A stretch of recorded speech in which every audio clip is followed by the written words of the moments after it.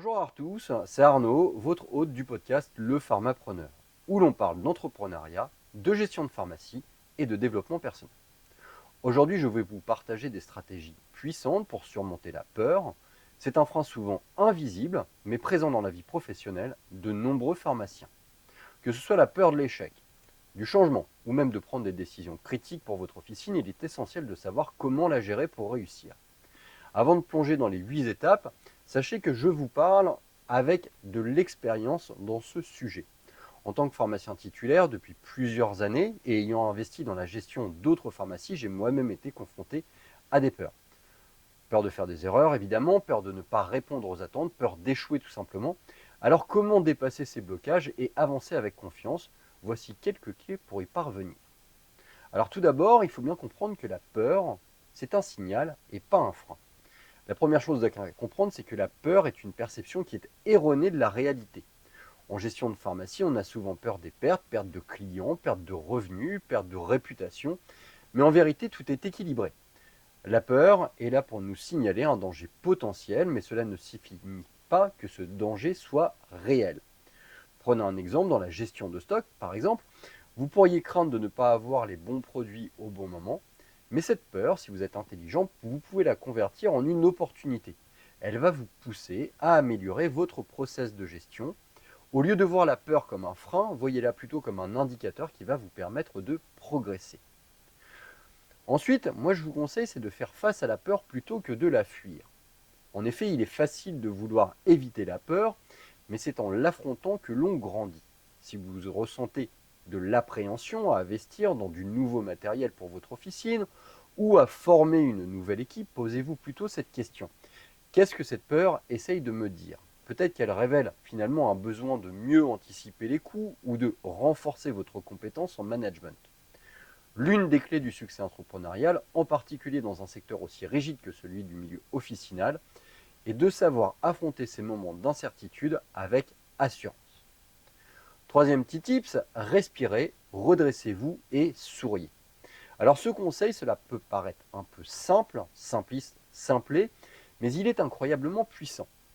Quand vous êtes face à une décision difficile, prenez un moment pour respirer profondément, vous vous redressez et vous souriez.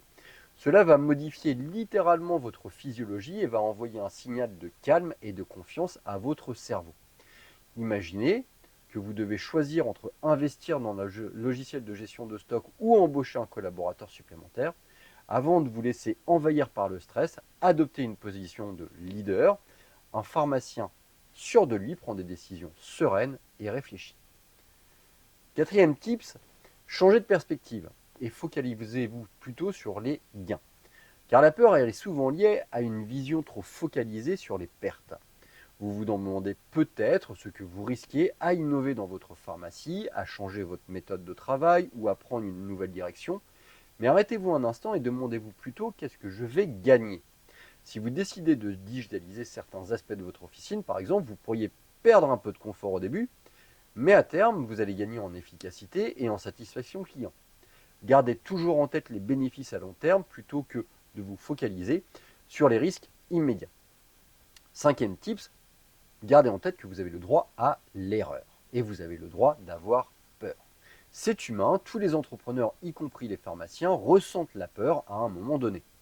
Que vous ayez peur de mal gérer une période de crise, de ne pas recruter le bon collaborateur ou de ne pas avoir assez de patience, sachez que c'est normal. L'essentiel est de ne pas vous laisser cette peur vous paralyser. Vous avez le droit de la ressentir, mais vous avez aussi le droit de la dépasser.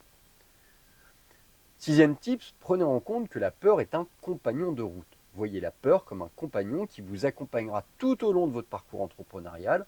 Comme votre ombre, elle sera toujours là, mais ce n'est pas une raison pour la laisser dicter vos actions. En pharmacie, les défis sont nombreux.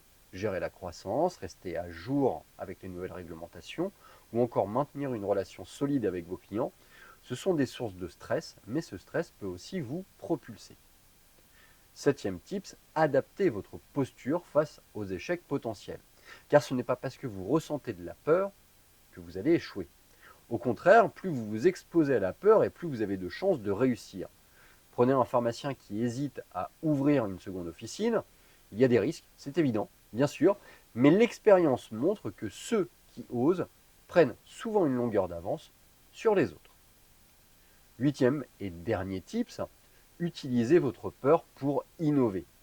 En gestion de pharmacie, l'innovation est cruciale pour rester compétitif. Si vous ressentez de la peur à l'idée de faire des changements dans votre officine, sachez que c'est le signe que vous êtes à la frontière de la croissance. La peur est un indicateur que vous êtes sur le point de passer un cap. Utilisez-la pour créer de nouvelles opportunités, que ce soit en intégrant de nouveaux services pour vos patients ou en explorant des partenariats avec d'autres professionnels de santé. Voilà, c'est tout pour cet épisode. J'espère qu'il vous a été utile, j'espère qu'il vous a plu. N'hésitez pas à vous abonner à notre chaîne. N'hésitez pas à me poser des questions sur cette vidéo ou sur toutes les autres. Je me ferai un plaisir d'y répondre. Je vous dis à très bientôt pour une prochaine vidéo.